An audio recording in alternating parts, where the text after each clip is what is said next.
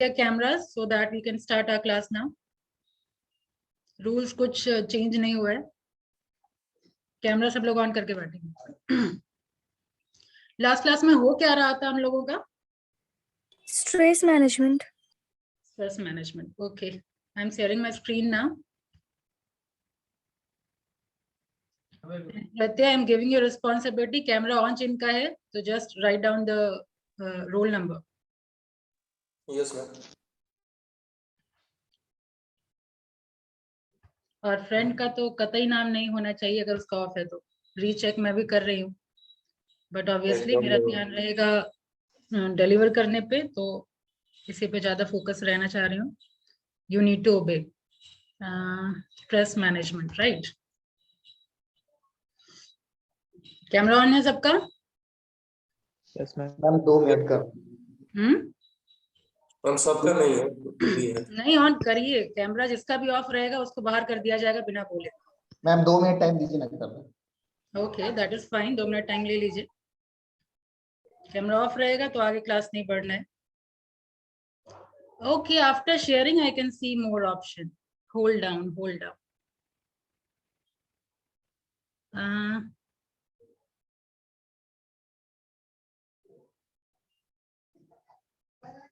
But अभी भी live option नहीं है. मोर ऑप्शन तो नजर आया. Pause recording, stop recording, reaction, disable annotation, hide name, hide video panel, hide floating meeting control, share sound.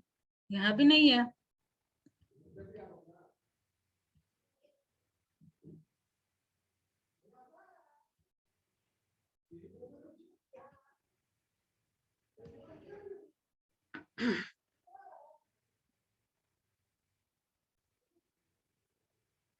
अच्छा,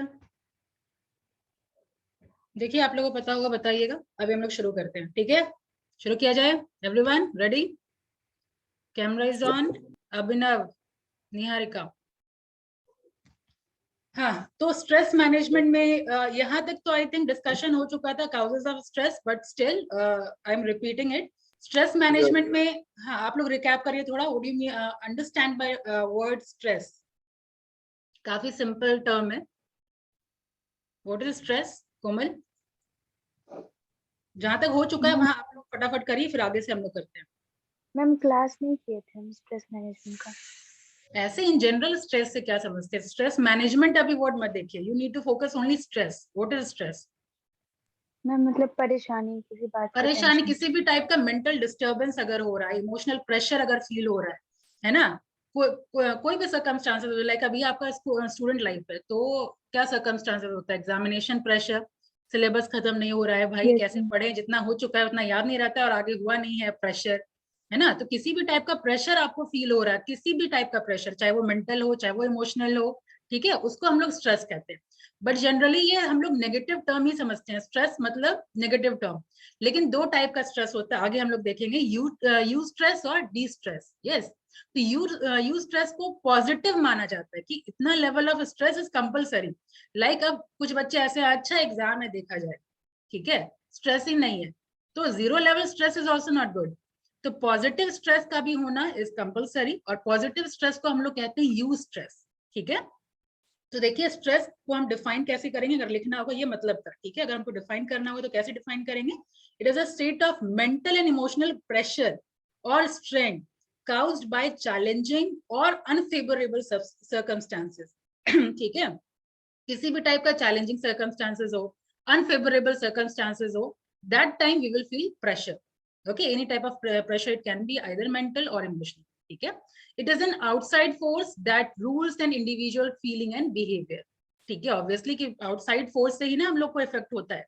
अगर हम क्लास में हैं या फिर स्टडीज है या फिर जॉब रिलेटेड अगर हम लोग बात करें, क्योंकि यहाँ पे ऑर्गेनाइजेशनल पर्सपेक्टिव से हम लोग पढ़ रहे हैं, तो ऑर्गेनाइजेशन में हमारा जो भी चैलेंजिंग वर्क दिया जाएगा, ठीक है, किसी आउटसाइडर का बिहेवियर होगा, तो ये सारा क्या है? आउटसाइडर फोर्स ही तो है. यस और नो? Yes ma'am. तो आगे बढ़िए. Stress is a psychological abnormality at the structure और biochemical level caused by overloading experience. ठीक है, सेम डेफिनेशन यहाँ पे दिया गया है. नेक्स्ट टर्म आपको समझना है, स्ट्रेसर्स. स्ट्रेसर्स किसको कहते हैं? What is stressor? जो स्ट्रेस देता है मैम। एग्जैक्टली, एनीथिंग और any situation that cause stress, कोई भी सिचुएशन जो आपको स्ट्रेस प्रोवाइड कर रहा है दैट इज स्ट्रेस है। ये सब टर्म थोड़ा पता रहना चाहिए, ठीक है।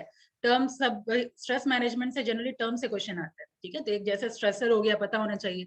अब नाउ कितने टाइप का सोर्सेज होता है और काउजेज ऑफ स्ट्रेस। तो पहला तो इंडिविजुअल लेवल से शुरू करते हैं, ठीक है। सबसे पहले इंडिविजुअल स्ट्रेसर होता है, हमारे खुद के ऊपर स्ट्रेस जो होता है, ठीक है। तो इंडिविजुअल स्ट्रेसर, अभी ये थियोरेटिकल पार्ट पे थोड़ा ध्यान हटा करके कॉमन सेंस पे हम लोग डिस्कशन करते हैं। What do you mean by individual stressor? Organisation perspective से हो, ये ध्यान दें। जब किसी पर्टिकुलर एम्प्लॉय के ऊपर स्ट्रेस, अंको, पर्टिकुलर एम्प्लॉय के ऊपर स्ट्रेस किस टाइप का हो सकता है, थोड़ा इलाबोरेट करिए अंको।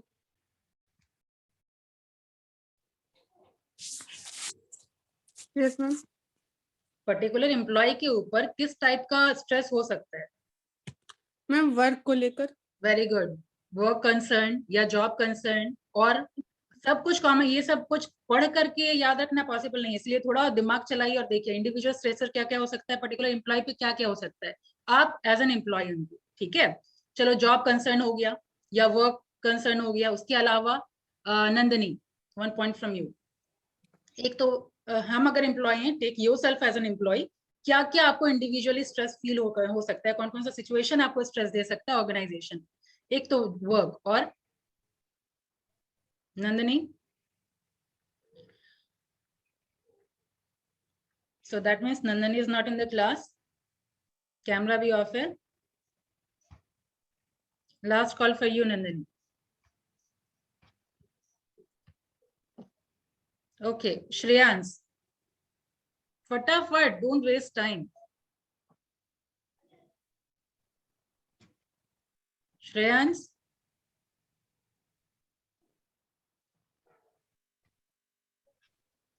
Aman. अच्छा, Shreyans, you are there?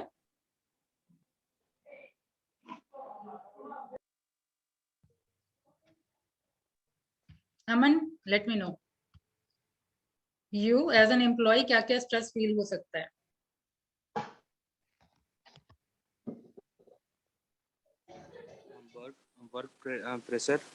Work pressure हो सकता है, तो जॉब कंसर्न इक्विवेलेंट है, और सोचिए।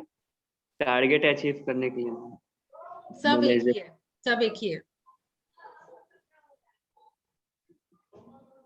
Ma'am behaviour of colleagues.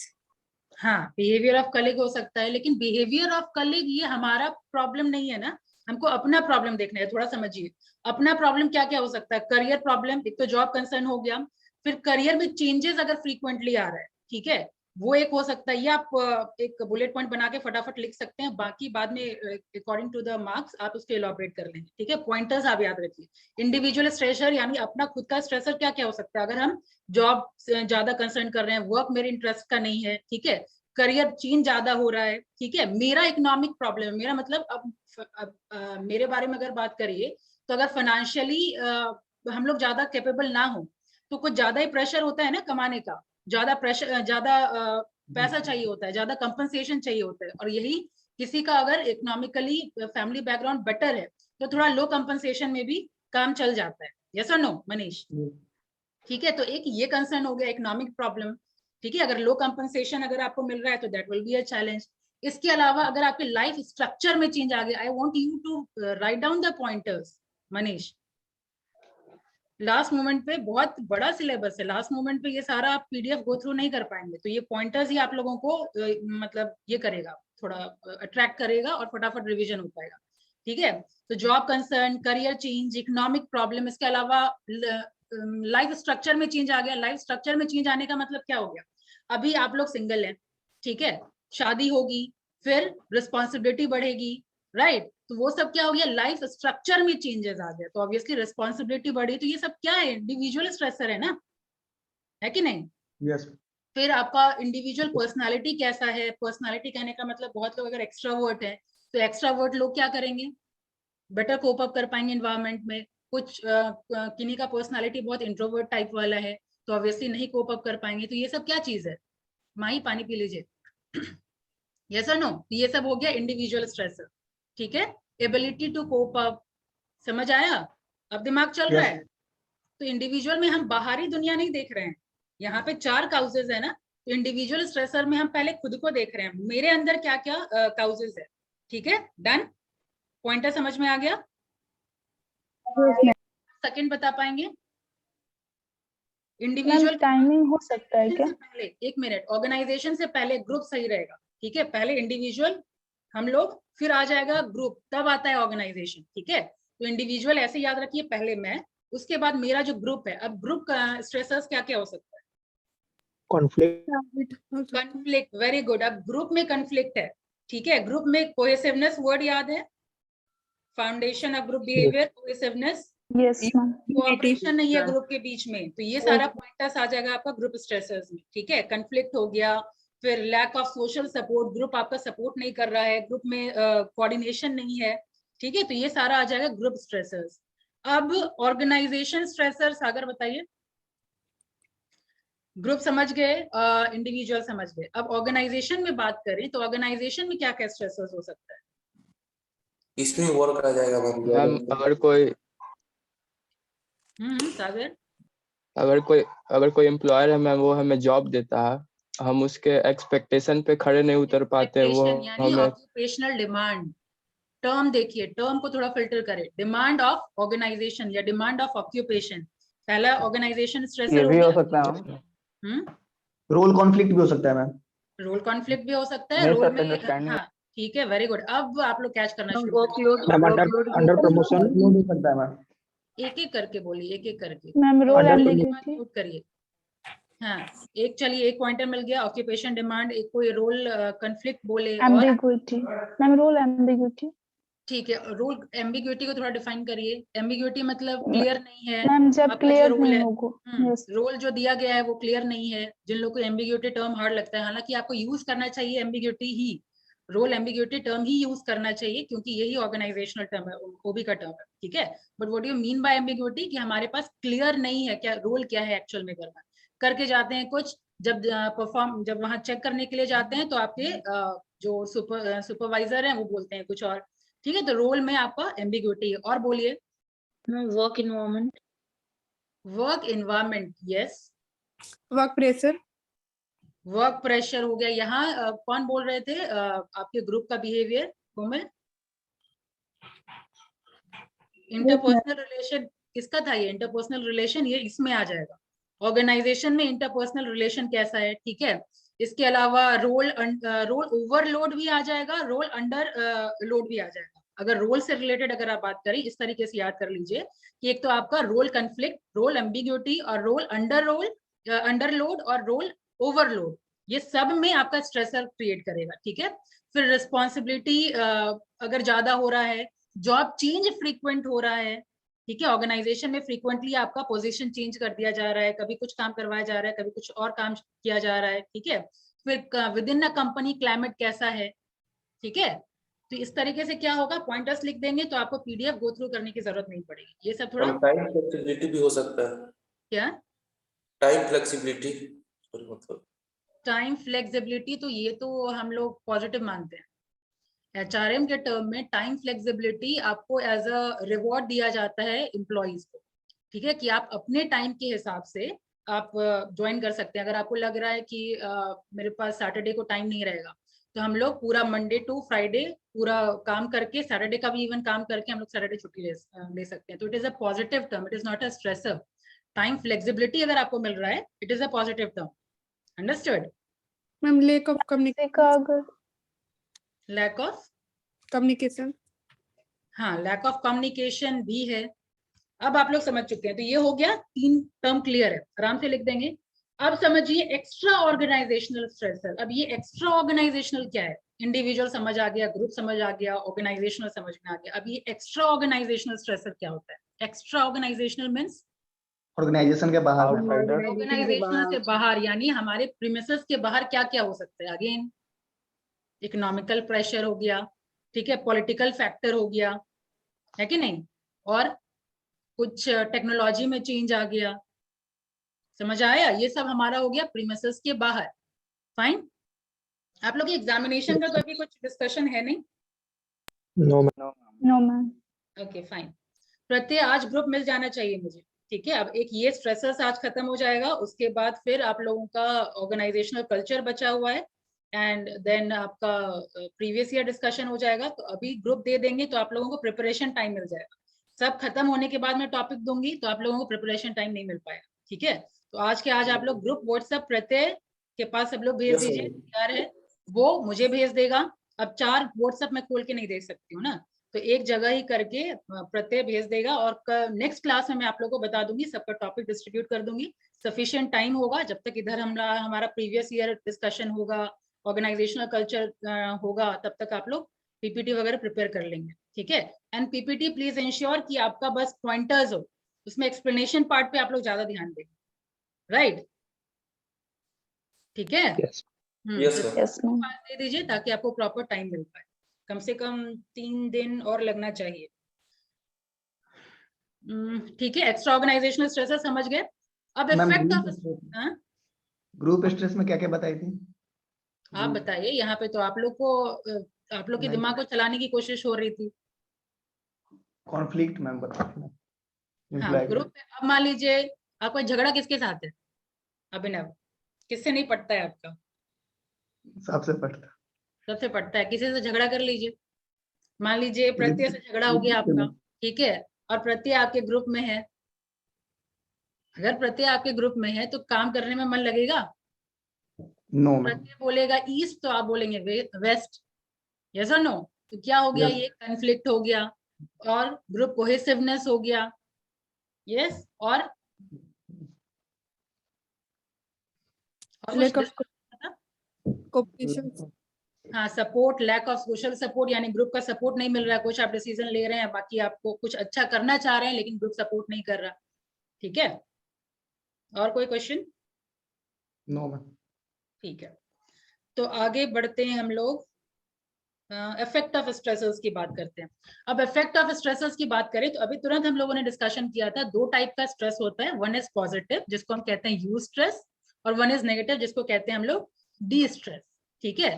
तो यू स्ट्रेस अगर है तो it is a positive note, ठीक है। एक optimum level of stress is good, इसीलिए इस पे ज्यादा डिस्कशन करना है नहीं, बस टर्म आपको पता होना चाहिए। What is you stress?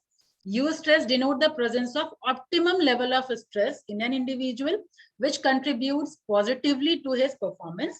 They may lead employee to new and better way of doing their job, ठीक है, ये पॉजिटिव है, इतना आपको पता होना चाहिए। अब लेकिन मैटर ऑफ डिस्कशन क्या है? D stress. अब डी स्ट्रेस हो तो ये थोड़ा खतरनाक हो जाता है, ठीक है। Presence of high level of stress in an individual which affect job performance adversely and create many type of physical, psychological and behavioral problem, ठीक है। अब ये तीनों को आप आराम से डिफाइन कर लेंगे। 3 टाइप का डिस्ट्रेस। फिजिकल, अब फिजिकल में क्या क्या हो सकता है? फिजिकल प्रॉब्लम यानी मेरा फिजिकल स्टेट बढ़िया ना हो। फिजिकल स्टेट मतलब अब देखते होंगे बहुत का बीपी हाई हो जाता है, हार्ट बीट इंक्रीज हो जाता है, ठीक है। ये हो गया हमारे फिजिकल, मतलब मेरे बॉडी पे इफेक्ट हो रहा है ना ये सारा कुछ, ठीक है। तो ये हो गया फिजिकल किसी टाइप का प्रॉब्लम अगर हो गया तो वो आप एग्जांपल इसमें पुट कर देंगे, ठीक है। Stress causes physical reaction including automatic excitability of nerves, increase heartbeat rate and decrease in body temperature.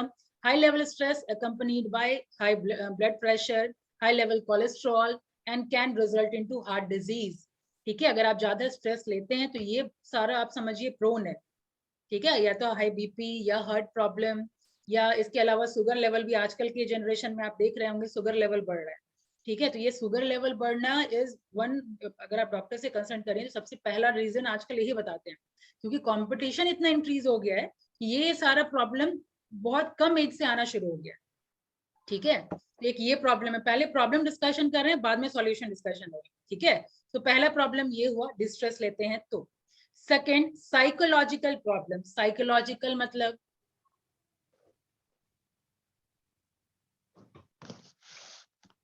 Psychological मतलब वो भी खत्म होने वाला है। साइकोलॉजिकल मतलब मैम मतलब ब्रेन का प्रेशर।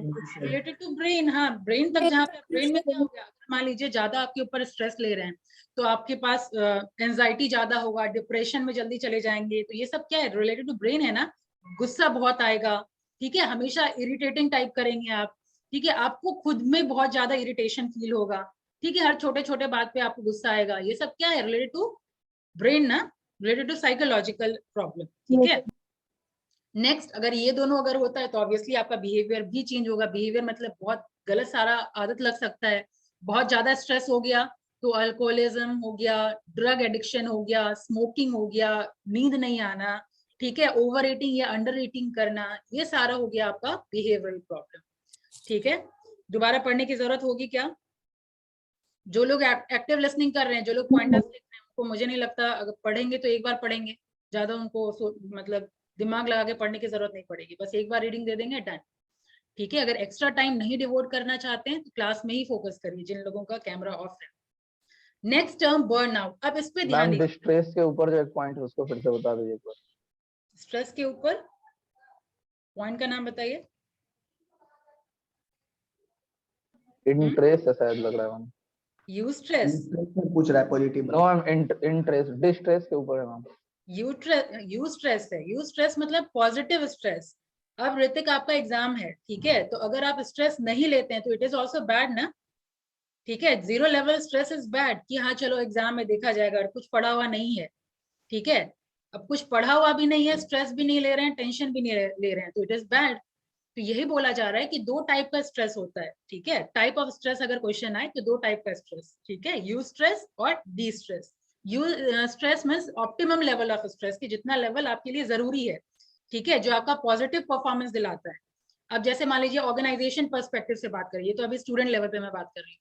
अब ऑर्गेनाइजेशनल पर्सपेक्टिव से अगर मैं बात करूं तो क्या हो सकता है कि आप पर्टिकुलर टास्क परफॉर्म करना है, ठीक है, ग्रुप में बाकी लोग भी हैं, अब सबसे बेहतर परफॉर्म करना है, तो दिस इज व्हाट, बेहतर परफॉर्म करने का अगर आपको स्ट्रेस आ रहा है तो इट इज गुड ना, यस ठीक है। अब पढ़ाई करने में Yes, चलो 80% से अबव लाना है, 90% से, अब तो 80% से भी कुछ नहीं होता, तो 90% से अबव लाना है, ठीक है। तो 90% से अबव लाना है, उसके लिए हम रात में जग रहे हैं क्योंकि और तो अभी कुछ काम है नहीं, तो ये तो पॉजिटिव है ना, यस है ना। लेकिन अब इतना स्ट्रेस ले रहे हैं कि अब सुसाइड करने का मन कर रहा है, ठीक है, तो ये क्या हो गया, ये डी स्ट्रेस हो गया, अंडरस्टूड। अगर इसी से मैं रिलेट करूं, अब इतना प्रेशर हम अपने आप के अपने ऊपर ले लिए हैं कि भाई हम नहीं पढ़ेंगे, कमाएंगे नहीं तो मेरे फैमिली का क्या होगा, मेरी मम्मी का क्या होगा, मेरे पापा का क्या होगा, इतना अगर हम लोग सोच रहे हैं कि हमारा मतलब सुसाइड करने तक का मन कर रहा है, तो this is what, D stress, ठीक है।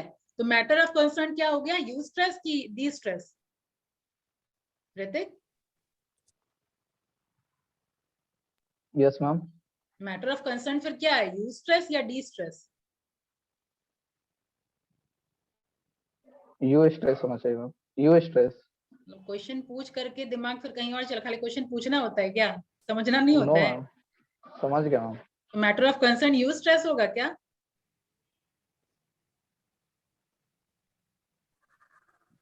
मैम मैटर ऑफ कंसर्न क्या, नहीं समझे हम।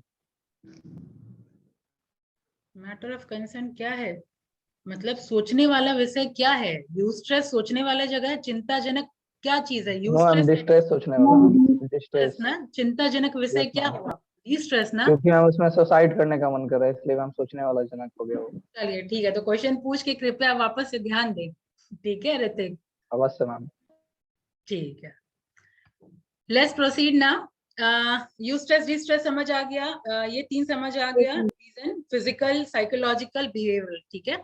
Next is burnout. ये टर्म अगेन समझने वाली बात है कि बर्नआउट क्या कहते हैं, किसको कहते हैं, जब जरूरत से ज्यादा हमारा वर्कलोड बढ़ा हुआ है, ठीक है, या कंटिन्यूअस ओवरवर्क दिया जा रहा है, ज्यादा लंबे टाइम के लिए हम लोग काम कर रहे हैं, तो इसको हम लोग कहेंगे बर्नआउट, ठीक है। तो बर्नआउट क्या है, एक सिंड्रोम है। ये क्वेश्चन ऑब्जेक्टिव में पूछा जा सकता है, एक सिंपल स्टेटमेंट दे दिया जाएगा, ठीक है, कि वो dash is a syndrome when a person break down physically and emotionally due to continuous overwork over a long period of time, ठीक है। अगर ओवरवर्क यहाँ पे की टर्म है, ओवरवर्क करवाया जा रहा है, लॉन्ग पीरियड ऑफ टाइम के लिए करवाया जा रहा है, इसकी वजह से फिजिकल और इमोशनल ब्रेक डाउन हो रहा है, तो what it is called, it is a burnout, ठीक है। Annotation is not allowed, rule 69.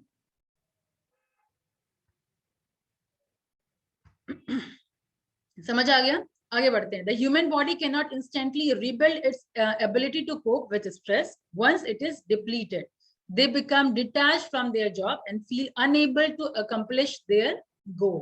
Right? अब ये जनरली क्या कब होता है, जब आप you are very new to the organization, ठीक है, हम लोग ऑर्गेनाइजेशन में नए हैं, अचानक से वर्कलोड हम लोग हैंडल नहीं कर पा रहे हैं, जिसकी वजह से क्या हो रहा है कि हम जॉब से डिटैच होते चले जा रहे हैं, और जॉब से डिटैच होना मतलब ऑर्गेनाइजेशन से डिटैच होते चले जा रहे हैं, ठीक है। तो ये इसको कहते हैं बर्नआउट। अब बर्नआउट अचानक से नहीं होता, ठीक है, कि अभी आप ज्वाइन किए, अभी आपको काम दिया गया, अभी तुरंत बर्नआउट हो गया, ठीक है। It is a slow process. अब स्लो प्रोसेस कहने का मतलब पहला स्टेज होता है जॉब कंटेनमेंट।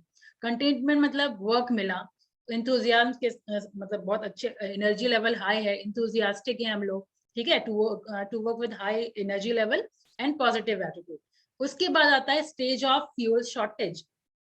अब होना शुरू होता है आपका धीरे धीरे थकान, एक्सपीरियंसिंग मेंटल फटीग, फिर फ्रस्ट्रेशन, डिसइल्यूजनमेंट, लो मोरल, ठीक है। ये सब क्या चीज है, ये आपका फ्यूल यानी तेल अब धीरे धीरे खत्म हो रहा है, ठीक है। उसके बाद आ रहा है विड्रॉवल एंड आइसोलेशन, यानी अब हो रहे हैं आप डिटैच, ठीक है, यानी आप कोवर्कर से कांटेक्ट अवॉइड कर रहे हैं, गुस्सा दिखा रहे हैं, आपके अंदर बहुत ज्यादा नेगेटिविटी बढ़ चुका है ऑर्गेनाइजेशन के लिए, ठीक है, इमोशनली डिस्टर्ब रहते हैं। तो ये सब क्या हो गया, आप धीरे धीरे आप आइसोलेशन की तरफ जा रहे हैं, ठीक है, क्वारंटाइन हो रहे हैं, राइट।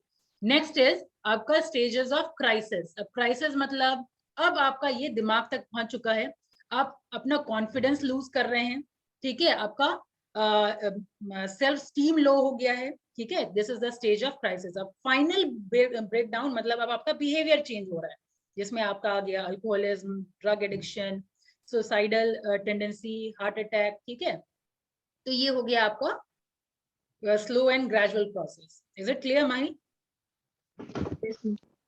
फाइन, इसको कहते हैं burnout. Can you explain what is burnout? Yes, ma'am. It's a syndrome where a person just get physically and mentally exhausted by the too much of workload. Good. Let's proceed now. Next term is rust out. अब rust out मतलब जंग लग जाना, yes? तो अब जंग लग जाना, जंग लग गया मतलब क्या कि जितना मेरा कैपेबिलिटी है उतना काम नहीं मिल रहा है। अगर ओवरलोड है that term is burnout। And अगर अंडर वर्क है, ठीक है, काम ज्यादा है नहीं, मेरी कैपेबिलिटी है कुछ और, क्या मान लीजिए आप लोग बीबीए एमबीए करके जा रहे हैं, ठीक है, मान लीजिए अनीशा एंड ऑल एचआर में ज्यादा इंटरेस्ट है आपका, अब काम मिल जाए टेलीकॉलिंग का, ठीक है, एचआर प्रोफेशनल आप बनने का ख्वाहिश लेके गए हैं, आपके अंदर कैलिबर भी है एचआर प्रोफेशनल का, लेकिन आप जॉब ज्वाइन किए एज एन एचआर एग्जीक्यूटिव, या जो इनिशियल स्टेज होता है, जनरली इनिशियल स्टेज आपको एचआर एग्जीक्यूटिव का ही मिलेगा, तो उसमें आपको टेलीकॉलिंग वाला काम करवाना शुरू कर दिया जाए, तो क्या होता है वो अंडरवर्क ही बोलेंगे ना इसको, ठीक है। तो ये अंडरवर्क मतलब जितना मेरा स्किल है उतना काम अगर नहीं करवाया जा रहा है तो you will again feel stress, ठीक है। तो रस्ट आउट अगेन कौन सा सिंड्रोम है, when a person is chronically underworked and his skills are underutilized in performing the job. This syndrome is the problem for employee, ठीक है। Rusting in employee occur in two situations, sideline and misemployed. In sideline, an employee is isolated by his superior either due to lack of confidence or prejudice. In misemployment, the employee is placed on job which require much lesser skill than what he possesses, ठीक है। तो keyword क्या है कि जो skill हमारे अंदर है उससे कम स्किल वाला जॉब अगर मिल जाए तो दैट इज रस्ट आउट, ठीक है। तो दोनों सिंड्रोम क्लियर है? सिर्फ टाइम पास होगा मैम। टाइम पास होगा, हाँ ऑब्वियसली, और आप काम करना चाहेंगे भी नहीं, ठीक है। आप हार्डली 1 महीना भी वहां काम करना चाहेंगे अगर ऐसा प्रोफाइल मिल जाए तो, एचआर बोल करके काम करवाया जाए कुछ किसी और चीज का, ठीक है। तो टर्म इज क्लियर ना? तो ये सारा था प्रॉब्लम, ठीक है। अब तक हम लोग डिस्कशन कर रहे थे स्ट्रेस का प्रॉब्लम, ठीक है, और स्ट्रेस कैसे कैसे होता है। अब हमारा है कोपिंग स्ट्रैटेजी, यानी इतना स्ट्रेस को हम लोग कोप कैसे करें, ठीक है। तो सबसे पहले हम लोग बात करेंगे इंडिविजुअल कोपिंग अप्रोच। इंडिविजुअल मतलब खुद को हम कैसे पहले संभालेंगे, चाहे वो अभी आप एज एन स्टूडेंट लाइफ में हो, चाहे ऑर्गेनाइजेशन में जब आप ज्वाइन करेंगे तब के लिए, ठीक है। तो सबसे पहले individual strategy, knowledge about stress. आपको स्ट्रेस किस वजह से हो रहा है, ठीक है, ये पहले जानना बहुत जरूरी है। अब स्ट्रेस का रीजन मान लीजिए आपको पढ़ना चाह रहे हैं एचआर, फैमिली प्रेशर मिल रहा है, फाइनेंस, चलो मतलब फैमिली प्रेशर की वजह से हम एमबीए में स्पेशलाइजेशन ले लिए finance, and you are not able to cope up, ठीक है, तो ये आपको पता ही नहीं, स्ट्रेस हो रहा है, पढ़ रहे हैं नहीं समझ में आ रहा है, पढ़ रहे हैं नहीं समझ में आ रहा है, स्ट्रेस हो रहा है, रिजल्ट अच्छा नहीं आ रहा है, तो आपको रूट काउज पता होना चाहिए। रूट काउज क्या है कि मेरा इसमें इंटरेस्ट ही नहीं है। यस और नो? समझ आ Yes, रहा है? ma'am. तो सबसे पहला Yes, क्या ma'am. चीज है, नॉलेज अबाउट स्ट्रेस। सबसे पहले अगर आपको कोप अप करना है तो आपको स्ट्रेस का नॉलेज होना चाहिए। Next is physiological fitness. Physiological fitness पे आजकल के बिजी शेड्यूल में बहुत लोग ध्यान दे रहे हैं, बहुत लोग ध्यान नहीं भी दे रहे हैं, और एक्चुअली रेशियो ज्यादा है नहीं ध्यान देने वालों का। ठीक है, आप में से अगर मैं पूछूं, हैंड रेज करके बताइए कितने लोग फिजिकल एक्सरसाइज करते होंगे, जॉगिंग, वॉकिंग, इस टाइप का कुछ भी। यहाँ पे बस हैंड रेज करिए, थोड़ा मुझे पता चले। बस गौरव, मोनिका, 2 जन, 3 4, झूठ नहीं बोलना है। नो मैम, सुबह वॉकिंग पे जाते हैं। ठीक है, फिर भी रेशियो बहुत कम है, 6 ही जन है, और यहाँ 40 पार्टिसिपेंट है। 40 में बहुत कम रेशियो है। जो कर रहे हैं वेल एंड गुड, इसको रखिए। कितने देर करते हैं गौरव वॉकिंग? मैम सुबह गया तो आधा घंटा तक मैम जाते हैं, हाफ एन आवर। ठीक है, हाफ एन आवर, ठीक है, हाफ एन आवर 40 मिनट्स बोला जाता है वॉक करने के लिए। तो Yes, ma'am. जो नहीं कर रहे हैं प्लीज इंश्योर, आपको फील होगा डिफरेंस। ठीक है, शुरू में थोड़ा प्रॉब्लम होगा, लेकिन आप 1 महीना किसी तरीके से अपने आप को मतलब फोर्स करिए। 1 महीना आप करिए, वो Yes, ma'am, हैबिट फिर वो हैबिट हो फॉर्मेशन। जाता है। और माही को लेके नहीं जा रहे हैं आप? मैम थक गया अभी तक, अब बोले हाँ? तो फिर सुबह सुबह कॉन्फ्लिक्ट हो जाता है घर में। अच्छा नहीं, पकड़ के उसको भी ले जाया करिए। क्यों माही, आप क्यों नहीं जाते हैं? होने से वो फुर्सत नहीं। एक्सरसाइज करने का कोशिश किए थे, बट लेग एक्सरसाइज के बाद बहुत ज्यादा लेग में पेन आ गया, फिर उसके बाद मैम नहीं गए। लेग में क्यों, कभी गिरे हुए थे क्या? नो मैम, मैम एक्चुअली झूठ है ये। नो मैम, स्टार्ट किए थे मैम, बट जब स्टार्ट किए थे मैम, लेग एक्सरसाइज कुछ ज्यादा कर लिए मैम, जिस वजह से लेग में पेन हो गया। तो शुरुआत तो थोड़ा थोड़ा कम टाइम से करते हैं आप। एक दिन में 1 आप 1 आवर घंटा कर चल लिए लीजिए थे। तो प्रॉब्लम होगा। नहीं, करिए, this is a serious concern. जो लोग नहीं कर रहे हैं वो लोग करिए, ठीक है, क्योंकि आगे कंपटीशन बढ़ेगा, जब आपका काम बढ़ेगा तो ये सब चीजें जो आपको हेल्प करेगा। कम से कम हाफ एन आवर टाइम निकालिए, ठीक है। तो फिजियोलॉजिकल फिटनेस की बात करें तो अगेन ये आपका थोड़ा हेल्प करेगा। कुछ भी टाइप का फिजिकल एक्सरसाइज आप करिए, जॉगिंग, वॉकिंग, एरोबिक्स, किसी को डांस अगर पसंद है आप डांस भी कर सकते हैं, ठीक है, कुछ भी हाफ एन आवर करिए, ठीक है। फिर विद मैम प्रॉपर इसमें टॉपिक मैम लिखा हुआ था कॉपिंग, कुछ लिखा हुआ था, ये इसका क्या मीनिंग है मैम इसमें? बताइए। Coping. कोपिंग मतलब यानी, या तो आपको क्वेश्चन पूछा जाएगा, वो होता है strategies to get reveal from stress या रिलीफ फ्रॉम स्ट्रेस। हमको स्ट्रेस से रिलीफ चाहिए, ठीक है, तो कौन कौन सा तरीका होगा, समझ आया ऋतिक? यहाँ हम लोग तरीका to yes ma'am. Get relief from stress ये बात कर रहे हैं, ठीक है। तो यहाँ पहला है इंडिविजुअल कोपिंग अप्रोच की बात करें कि हम इंडिविजुअली क्या क्या कर सकते हैं। तो आप सबसे पहले स्ट्रेस का रीजन जानेंगे। सेकेंड इज एक्सरसाइज पे ध्यान देंगे, तो अगर प्रॉपर एक्सरसाइज होगा तो diet control, non smoking habit, blood pressure, cholesterol, ये सारा कंट्रोल हो जाएगा, ठीक है।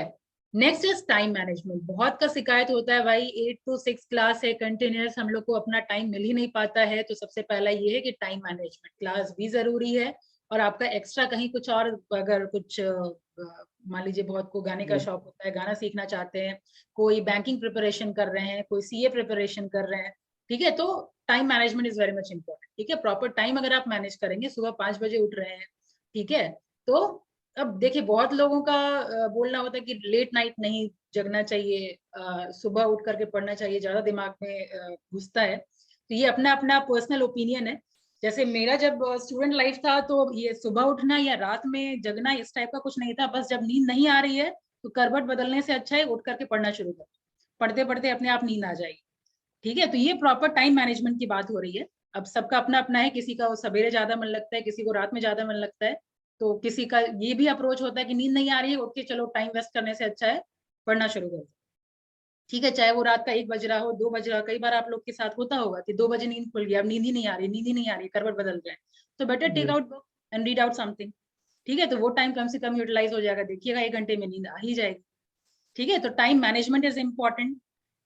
फिर एसर्टिवनेस। एसर्टिवनेस मतलब क्या, अब ऑर्गेनाइजेशन ज्वाइन करने के बाद बहुत ज्यादा प्रेशर होता है कि सारे काम के लिए हम यस ही बोलते हैं, ठीक है, तो वही चीज बात हो रही कि you should say no in positive manner. जो चीज आप नहीं कर सकते, अगर आपसे ज्यादा जरूरत से ज्यादा काम करवाया जा रहा है या जो काम आपका नहीं है, ठीक है, वो करवाया जा रहा है, तो you should learn how to say no. ठीक है, तो ये है असर्टिवनेस का मतलब। Next is social support network. Social support network ma'am अगर मतलब सभी एम्प्लॉयज को अगर मिल रहा हो मैम तो वो कैसे नो कहेंगे?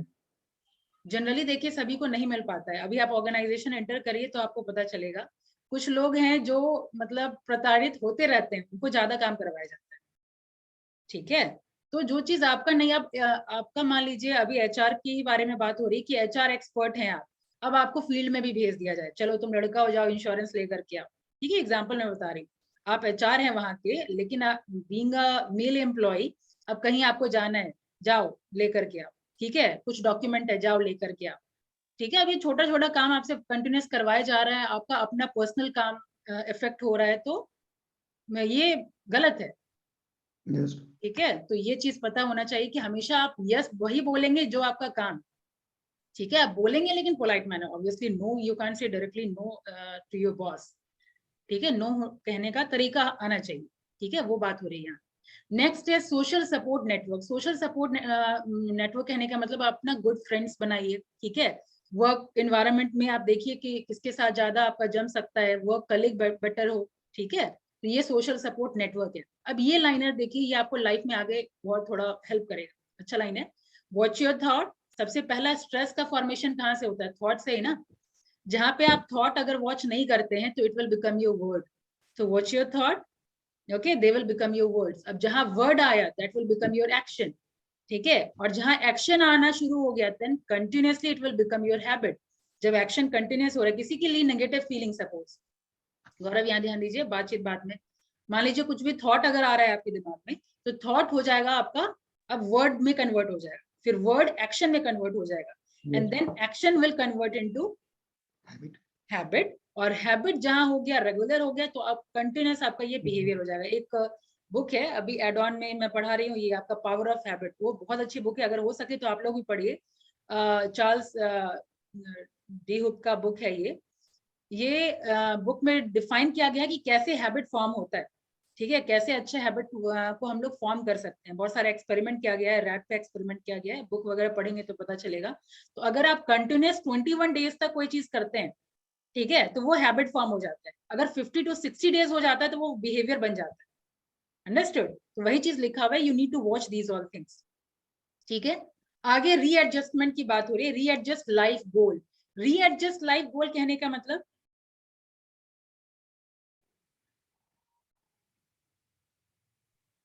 हम गोल को फिर से ठीक Focus करने on. जैसे अभी आपको बहुत का मन कर रहा होगा कि हाँ इस प्रोफेशन, एचआर प्रोफेशन में बहुत अच्छा कर सकते हैं, हो सकता है ज्वाइन करने के बाद फिर आपको रियलाइज हो कि नहीं, हम कुछ और काम बेहतर कर सकते हैं, डिलीवरी स्किल मेरा बहुत ज्यादा अच्छा है, हम लोगों को कन्विंस बहुत अच्छे से कर सकते हैं, टीचिंग प्रोफेशन में हम जा सकते हैं। ठीक है, धीरे धीरे बाद में एक टाइम के बाद रियलाइज होगा, तो दैट इज रीएडजस्टमेंट लाइफ। आपको टाइम के बाद पता चल रहा है कि हाँ कुछ और काम करने में हमको ज्यादा मन लग रहा है, तो you can readjust your life goal. Okay, then again relaxation technique. अब रिलैक्सेशन टेक्निक मतलब वही हो गया, yoga, meditation, physical exercise is different thing, relaxation technique is different thing. तो बोला जा रहा है 15 to 20 मिनट्स आप थोड़ा रिलैक्सेशन के लिए योगा, मेडिटेशन, ये सब कुछ किया करिए। ठीक है, तो हम पीस ऑफ माइंड की बात हो रही है, राइट? मैम 6th पॉइंट कौन सा था? 6th, रीएडजस्ट लाइफ गोल। मैम इसमें एक बार और एक्सप्लेन कर दीजिए। जैसे मैं आप ही का एग्जांपल ले रही हूँ, आपका एचआर में इंटरेस्ट है, ठीक है, आप जब जॉब ज्वाइन करते हैं तो आपको फील हो रहा है कि वहां पे डिलीवरी स्किल मेरा ज्यादा बेटर है। ठीक है, मैं ज्यादा बेहतर तरीके से किसी को कन्विंस कर सकती हूँ, किसी को बेहतर समझा सकती हूँ, तो फिर आपका मन करेगा ना कि नहीं मैं टीचिंग प्रोफेशन में ज्यादा बेटर कर सकती हूँ, है ना, पॉसिबिलिटी है। तो वहां पे रीएडजस्ट लाइफ गोल, यानी कि अब मेरा एचआर प्रोफेशनल में आगे बढ़ने से हट करके ध्यान चला गया है, अब मेरा किसी और प्रोफेशन में हम अच्छा कर सकते हैं, उसमें मेरा ज्यादा इंटरेस्ट है। ठीक है, तो रीएडजस्ट लाइफ गोल, ये relaxation technique. And last is plan your life in advance. ठीक है, एडवांस में अपना लाइफ को प्लान करिए कि आपको आखिर लाइफ से चाहिए क्या, नहीं तो फिर ये भी करना है, वहां घुसने के बाद इसमें मन नहीं लग रहा है, वो भी करना है, उसमें घुसने के बाद इसमें भी जम नहीं रहा है। ठीक है, तो this is what we it is been asking. That plan your life in advance. ये था इंडिविजुअल कोपिंग स्ट्रैटेजी। लास्ट में बच रहा है ऑर्गेनाइजेशनल कोपिंग अप्रोच। ठीक है, क्या अभी टाइम है? Yes ma'am. 10 मिनट्स। नो नहीं हो पाएगा।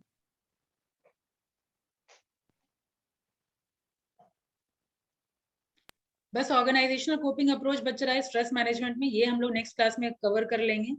ठीक है, और फिर एक ऑर्गेनाइजेशनल कल्चर बच रहा है, वो भी नेक्स्ट क्लास में कोशिश करूंगी कंप्लीट हो जाए। ठीक है। Yes ma'am.